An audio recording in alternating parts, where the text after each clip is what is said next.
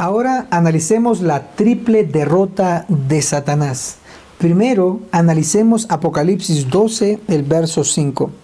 Y ella dio a luz un hijo varón. En este verso se nos describe el nacimiento de Cristo, implicando que el verso 1, verso 2, verso 3, verso 4 contiene eventos antes del nacimiento de Cristo.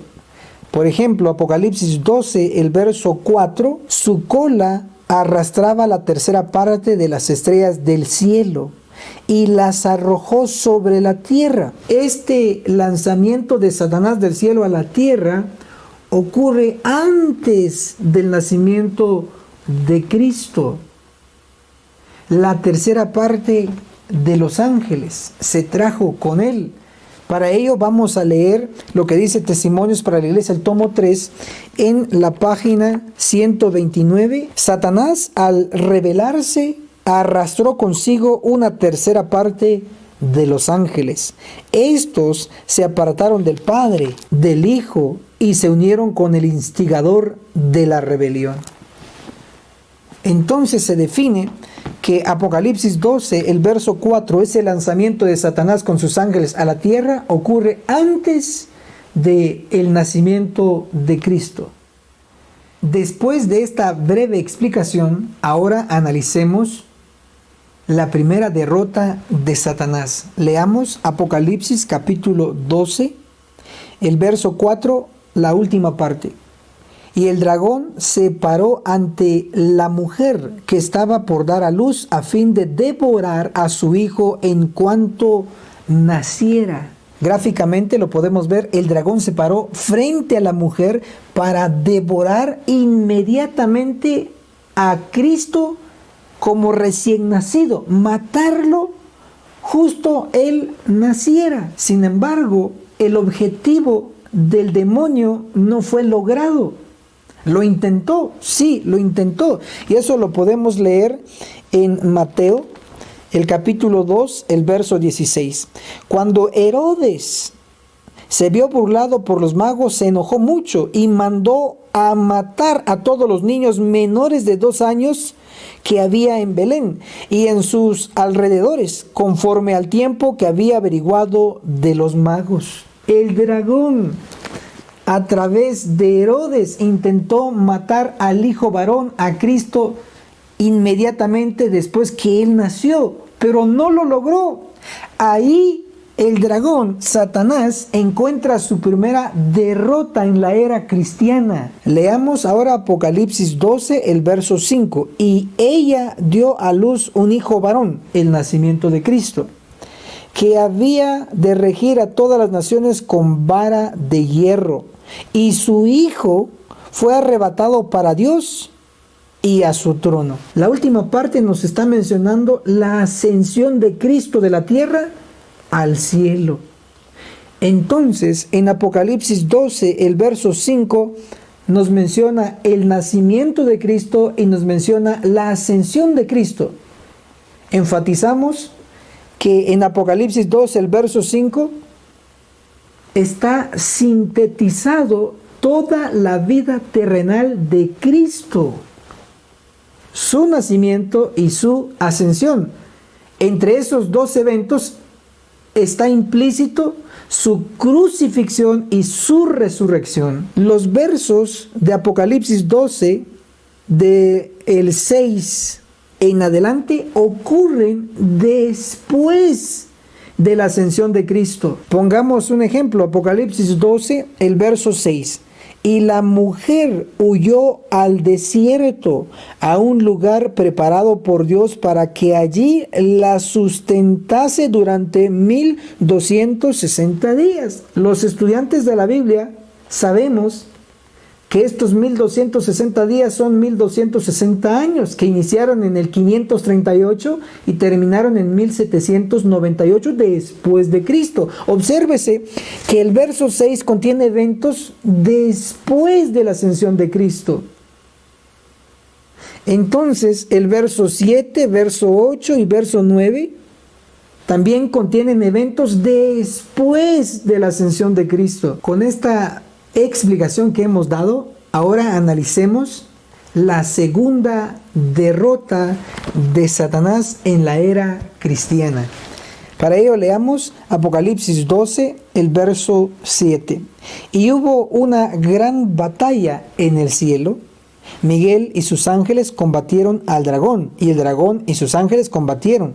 Esta batalla ocurre después de la resurrección de Cristo, después de la ascensión de Cristo. Es decir, esta batalla ocurre en la era cristiana. Apocalipsis 12, el verso 8 nos dice: pero estos no prevalecieron, ni se halló más lugar para ellos en el cielo.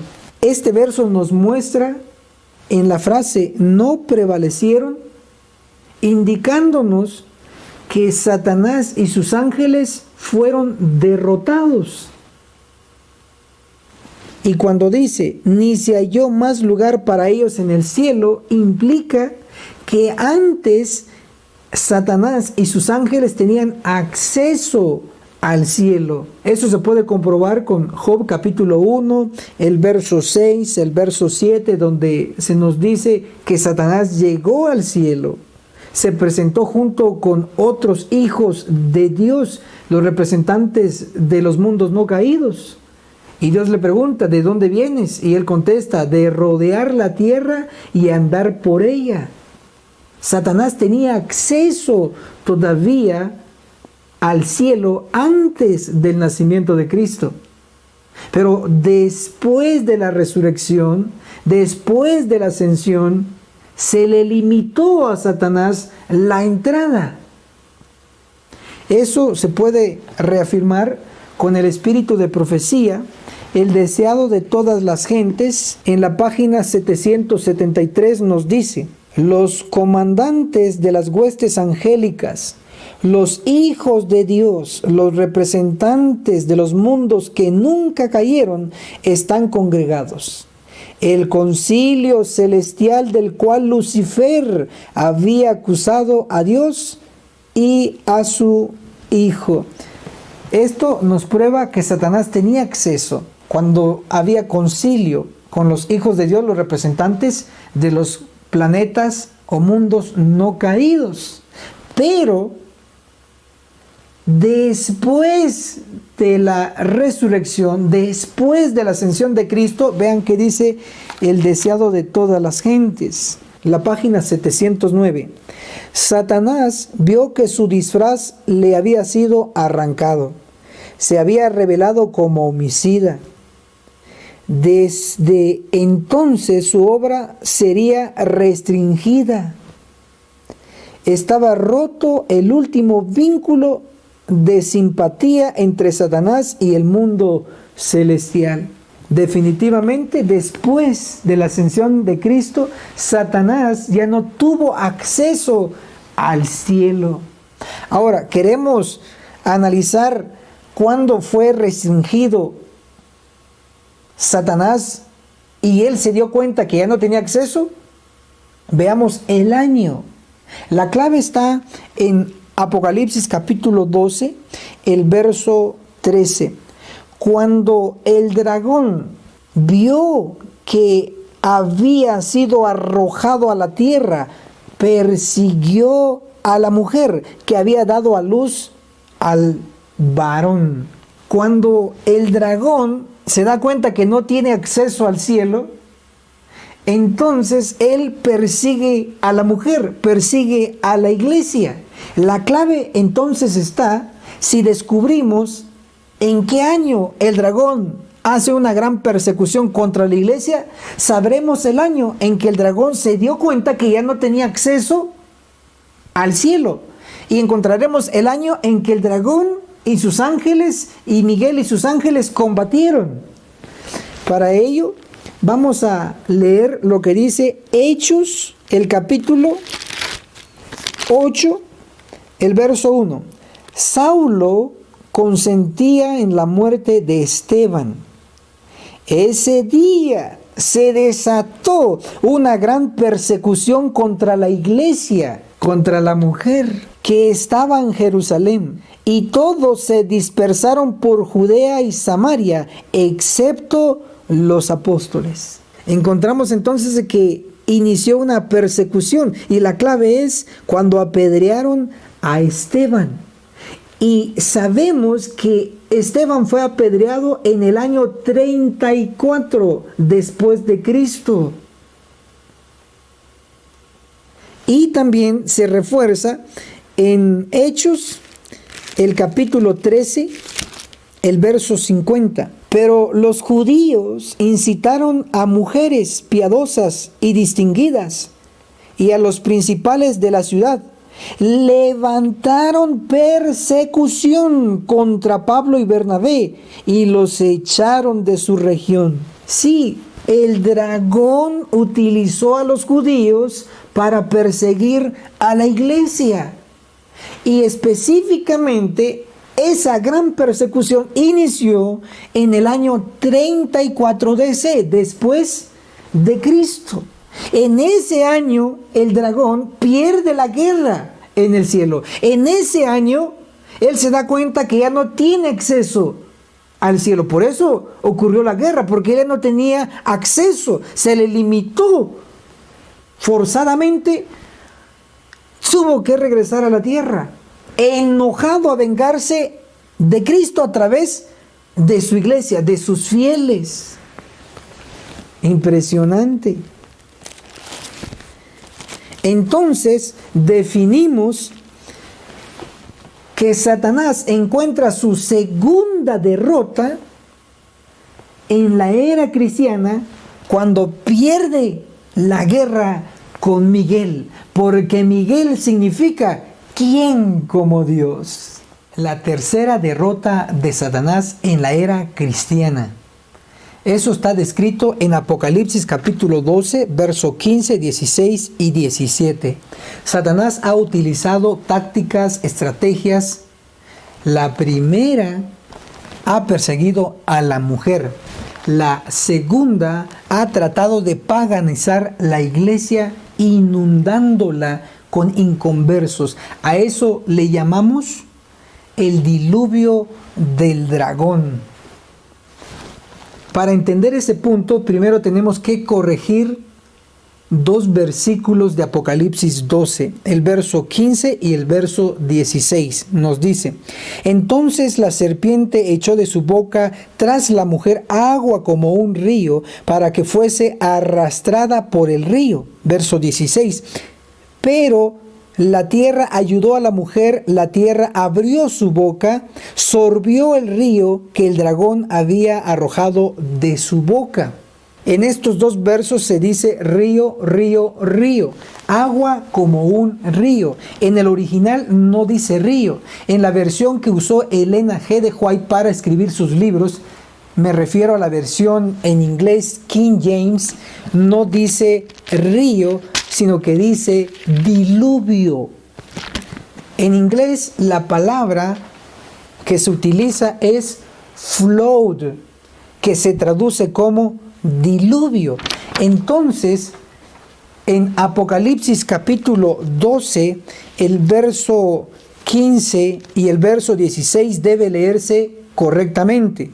Entonces la serpiente echó de su boca tras la mujer agua como un diluvio, para que fuese arrastrada por el diluvio. Verso 16. Pero la tierra ayudó a la mujer, la tierra abrió su boca, sorbió el diluvio que el dragón había arrojado de su boca. Si su versión dice río, debe sustituirlo por la palabra diluvio, que es el término correcto en el original, en la versión King James que usaba Elena de White. Diluvio es la clave, porque el propósito del dragón es inundar a la iglesia con un diluvio. El diluvio está formado por agua. De acuerdo a Apocalipsis capítulo 17, el verso 15, agua representa gente. Pero como este diluvio viene de Satanás, no puede ser gente buena, debe ser gente mala, inconversos, estorbando a la iglesia de Dios. El diluvio del dragón tiene dos secciones. La primera sección la ubicamos en los primeros siglos de la era cristiana. La segunda sección la ubicamos en el tiempo del fin, nuestro tiempo, y está activo. Por lo tanto, debe ser de vital importancia su análisis. Pero empecemos con el diluvio del dragón en los primeros siglos de la era cristiana. El emperador Domiciano persiguió a los cristianos. Él dio el decreto del destierro para el apóstol Juan a la isla de Patmos. Luego tenemos al emperador Constantino el Grande, que estuvo en el poder durante 31 años, desde el año 306 hasta el año 337. Sí, en ese periodo Constantino tuvo un concilio con más de 300 representantes religiosos en Nicea, cerca de Estambul, donde llegaron a un acuerdo en un concepto donde se dijo que Jesús y Dios son la misma entidad. Ese acuerdo lo firmaron el 19 de junio del año 325. Constantino se bautizó al cristianismo y fue histórico porque se convirtió en el primer emperador bautizado al cristianismo. Eso también lo avala la historia y el espíritu de profecía. Leamos lo que dice la historia sobre Constantino y las conversiones de paganos. El libro La Roma de Gibbon, tomo 2, páginas 273 y 274 nos declara: por los edictos de tolerancia, él, Constantino, quitó las desventajas temporales que habían hasta ahora retardado el progreso del cristianismo, y sus ministros activos y numerosos recibieron un permiso gratis, ánimo liberal, para recomendar las verdades salutíferas de revelación por cada argumento que pudiera afectar la razón o la piedad de la humanidad. El balance exacto de las dos religiones, el cristianismo y el paganismo, continuó por solo un momento. Las ciudades que señalaron un celo destacado destruyendo voluntariamente sus templos paganos fueron distinguidas por privilegios municipales y recompensadas con donativos populares. La salvación del pueblo común fue comprada a un precio fácil. Sí, esto es verdad. En un año, 12,000 hombres fueron bautizados en Roma, además de un número considerable de mujeres e hijos, y que una vestimenta blanca y con 20 piezas de oro habían sido prometidos por el emperador. Esto fue una ley de Constantino, que dio libertad a todos los esclavos que aceptaran la cristiandad. Esto revela que el diluvio del dragón metiendo paganos en el cristianismo se inició. Pero también tenemos un dato sobresaliente, y es que el emperador Diocleciano, en el año 380, el 27 de febrero, firmó un decreto donde adoptaba como religión del Estado el cristianismo. Así que se fortaleció más el paganismo dentro del cristianismo, porque en dicha fecha a los paganos se les persiguió para que se unieran al cristianismo. Así fue como en los primeros siglos de la iglesia cristiana el diluvio del dragón se introdujo en la iglesia. Leamos lo que dice el conflicto de los siglos en el capítulo 22, en la página 435. Para aumentar el número de los convertidos, se rebajó el alto nivel de la fe cristiana, y el resultado fue que una ola de paganismo anegó la iglesia.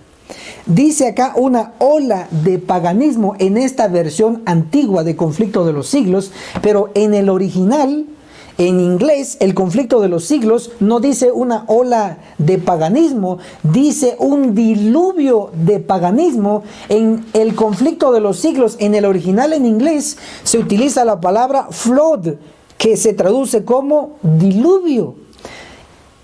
Una traducción moderna, reciente, de Conflicto de los Siglos, lo tengo en mi posesión, el Conflicto de los Siglos de Ellen G. de White. Esta versión de Conflicto de los Siglos fue publicada en el 2010 y sí traduce bien la palabra que estamos analizando. El Conflicto de los Siglos, el capítulo 22, página 435, nos dice: para conservar a los conversos se rebajó el alto nivel de la fe cristiana y el resultado fue un diluvio de paganismo que inundó la iglesia, trayendo consigo sus costumbres, prácticas e ídolos. Efectivamente, fue un diluvio la que el dragón Satanás metió en la iglesia en sus primeros siglos en la era cristiana.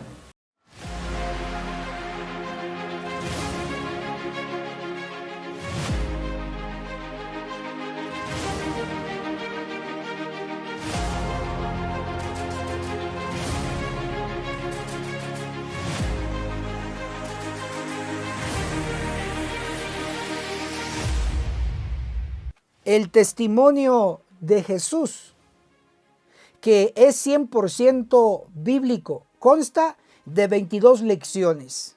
Daniel, el perfecto arte profético, donde su servidor explica capítulo por capítulo de dicho libro profético. Apocalipsis, el perfecto arte profético, el autor, su servidor, ministro Enoc Martín, donde explico capítulo por capítulo del libro de Apocalipsis.